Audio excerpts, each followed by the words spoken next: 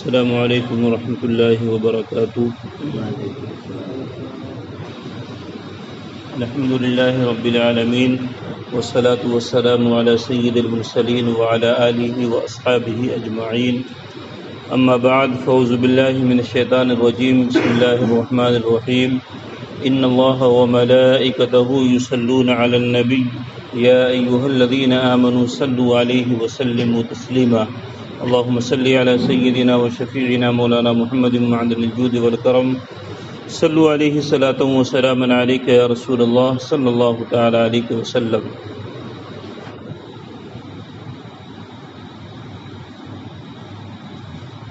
آج کے جو حدیث کا موضوع ہے وہ اسلامی اخوت اور بھائی چارگی، اسلامی بھائی چارہ اور اسلامی اخوت، اس پہ یہ حدیث مشتمل ہے اور اس حدیث کا موضوع یہ ہے۔ عن ابی حمزۃ انس بن مالک رضی اللہ تعالی عنہ خادم رسول اللہ صلی اللہ علیہ وسلم عن النبی صلی اللہ علیہ وسلم قال لا يؤمن احدكم حتى يحب لأخيه ما يحب لنفسه، رواہ البخاری و مسلم۔ خادم رسول انس بن مالک رضی اللہ تعالی عنہ سے روایت ہے کہ نبی کریم صلی اللہ علیہ وسلم نے ارشاد فرمایا کہ تم میں سے کوئی اس وقت تک مومن کامل نہیں ہو سکتا جب تک اپنے بھائی کے لیے وہی پسند نہ کرے جو خود اپنے لیے پسند کرتا ہو۔ اللہ کے رسول فرماتے ہیں کہ تم میں سے کوئی شخص اس وقت تک مومن کامل نہیں ہو سکتا، مکمل ایمان والا نہیں ہو سکتا جب تک کہ اپنے لیے جو پسند کرتا ہو وہی اپنے بھائی کے لیے بھی پسند کرے، اور جو اپنے لیے ناپسند کرے وہ اپنے بھائی کے لیے بھی ناپسند کرے۔ یہ حدیث پاک بہت مختصر ہے، لیکن اس کے اندر کئی چیزوں کو اللہ کے رسول صلی اللہ علیہ وسلم نے سمو دیا ہے اور شامل فرمایا ہے۔ چنانچہ پہلی بات جو اس سے سمجھ میں آتی ہے وہ یہ ہے کہ ایمان کو مکمل کرنے والی ایک خصلت یہ ہے کہ آدمی اور مومن اپنے لیے وہی پسند کرے جو اپنے بھائی کے لیے پسند کرے، اور اپنے لیے وہ چیز ناپسند کرے جو اپنے بھائی کے لیے ناپسند کرے۔ پہلی چیز تو یہ ہے۔ اگر کوئی شخص اپنے بھائی کے لیے وہی پسند کرے جو خود اپنے لیے پسند کرتا ہے تو ہمیشہ اس کا دل بغض و کینہ اور حسد و جلن سے محفوظ رہے گا، کیونکہ یہ برے اوصاف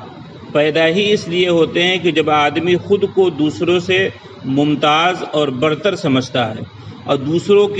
دوسروں کو اپنے برابر دیکھنا نہیں چاہتا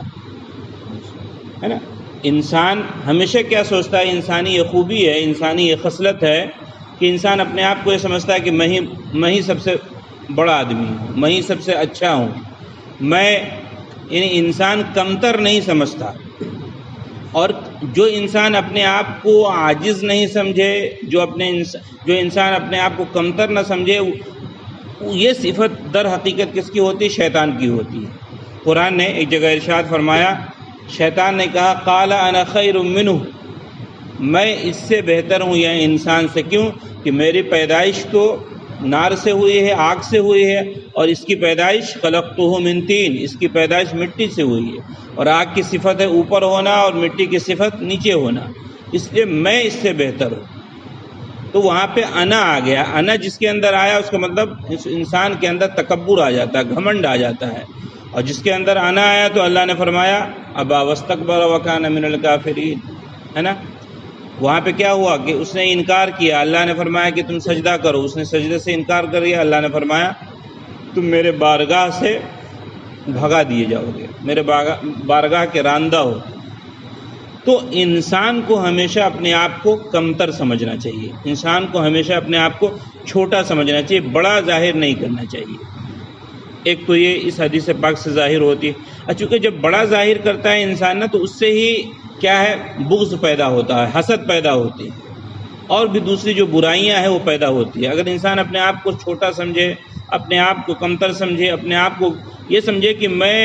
دنیا کے سب سے کمتر انسان ہوں، سب سے گنہگار انسان ہوں، تو وہ انسان کبھی جو ہے برائی کی طرف مائل نہیں ہو سکتا، اور اس کے دل میں کبھی کوئی حسد اور جلن پیدا نہیں ہو سکتی، چونکہ وہ اپنے آپ کو کمتر سمجھ رہا ہے۔ اللہ نے دیا ضرور ہے، لیکن وہ دیا ہے ٹھیک ہے، بھائی ہمارے پاس بہت پیسہ ہے، لیکن پیسہ آپ کے جیب میں ہو یہ اچھی بات ہے، لیکن پیسہ آپ کے دل میں سما جائے یہ اچھی بات نہیں ہے۔ پیسہ اللہ نے آپ کو دیا ہے، بہت اچھی بات ہے، اللہ کا شکر ادا کرنا چاہیے، لیکن یہ پیسہ انسان کے دل میں نہیں سما جائے۔ دل میں سما گیا تو سمجھیے پھر آپ پر جو ہے دنیا حاوی ہو گئی ہے، دین جو ہے پیچھے چھوٹ گیا ہے۔ اور اس حدیث سے ایک بات اور سمجھ میں آتی ہے کہ اگر مسلمان اس حدیث پاک کے مضمون کو اپنے معاشرے اور سوسائٹی میں نافذ کر لے تو وہ سوسائٹی اور معاشرہ بے مثال ہو سکتا ہے، وہ سوسائٹی قابل رشک ہو سکتا ہے، وہ سوسائٹی سب سے بہتر ہو سکتا ہے جس سوسائٹی میں، جس ماحول میں، جس محلے میں، جس گاؤں میں یہ بات آ جائے کہ میں اپنے لیے وہی پسند کروں گا جو اپنے بھائی کے لیے پسند کروں گا، میں اپنے لیے چیز وہی ناپسند کروں گا جو اپنے بھائی کے لیے ناپسند کروں گا۔ تو یہ چیز اگر معاشرے میں پیدا ہو جائے، لوگ اس پہ عمل کرنے لگے، اس حدیث پاک کے مصداق ہو جائیں، اس حدیث پاک پہ عمل کرنا شروع کر دیں، تو اللہ کے رسول فرماتے ہیں کہ معاشرے سے تمام طرح کی برائیاں ختم ہو جائیں گی۔ اور اس حدیث پاک سے ایک جو آخری بات سمجھ میں آتی ہے وہ یہ ہے کہ ایمان گھٹتا بھی ہے اور بڑھتا بھی ہے۔ جب یہ اللہ کے رسول نے فرمایا نا کہ کوئی شخص مومن کامل نہیں ہو سکتا اس وقت تک جو اپنے لیے پسند کرے وہ اپنے بھائی کے لیے پسند کرے، اس کا مطلب یہ ہے کہ ایمان گھٹتا بڑھتا ہے، یعنی اگر ہم اللہ کی بندگی بجا لائیں گے تو ہمارا ایمان بڑھے گا، اور اگر ہماری زندگی معصیت میں، نافرمانی میں گزرے گی، اللہ اس کے رسول کے ہم نافرمان ہوں گے، بزرگان دین کے ہم گستاخ ہوں گے، تو ہمارے جو ایمان کا درجہ ہے وہ گھٹتا رہے گا۔ اور یہی اہل سنت والجماعت کا عقیدہ ہے کہ ایمان جو گھٹتا اور بڑھتا ہے، اس پہ بہت بڑا مطلب یہ ایک لمبا موضوع ہے کہ بھائی ایمان گھٹتا بڑھتا کیسے ہے۔ تو ایمان گھٹتا اور بڑھنے کی بہت سارے اسباب ہیں، اس میں سے ایک سبب یہ ہے کہ انسان اگر اللہ کی فرما برداری کرتا ہے تو ایمان کا لیول بڑھتا رہتا ہے، اور اگر وہ نافرمانی کرے گا تو اس کے ایمان کا لیول گھٹتا ہے، ڈکریز ہوتا جاتا ہے، ایک طرف انکریز ہوتا ہے اور ایک طرف ڈکریز ہوتا چلا جاتا ہے۔ تو اب فیصلہ ہمیں کرنا ہے کہ بھائی ہمارا ایمان کس طرح ہمیں چاہیے، ہے نا۔ قرآن نے ایک جگہ سورہ انفال میں فرمایا کہ جب اللہ کی آیتیں مومنوں پہ تلاوت کی جاتی ہیں تو اس کے ایمان میں کیا ہوتا ہے؟ اضافہ ہوتا ہے۔ تو ہم اپنے ایمان کو بڑھا کیسے سکتے ہیں؟ ایک تو یہ کہ ہمارے دل تمام طرح کی برائیوں سے پاک ہوں، اللہ کی اطاعت میں ہم گزاریں تو ہمارے ایمان کا درجہ بڑھتا رہے گا۔ اور مومن کے تعلق سے ہمیشہ ہمیں حسن ظن رکھنا چاہیے، ہے نا، ہمیشہ حسن ظن رکھنا چاہیے، سوء ظن نہیں رکھنا چاہیے کسی کے بارے میں کہ وہ آدمی ایسا ہوگا، نہیں۔ مومن کا شیوا یہ ہے، مومن کا طریقہ ہے کہ ہم دوسرے کے تعلق سے، مومن بھائی کے تعلق سے اچھا گمان رکھیں، اس کی نیت کا ہم اچھا گمان کریں تو آپ کو اس پہ ثواب ملے گا، بھلے آپ کا مومن بھائی صحیح ہو یا نہ ہو۔ اللہ تعالی ہمیں اس حدیث پاک پہ عمل کرنے کی توفیق و رفیق عطا فرمائے۔ وصلی اللہ تعالی علی خیر خلقہ محمد وعلی آلہ واصحابہ اجمعین برحمتک یا ارحم الراحمین۔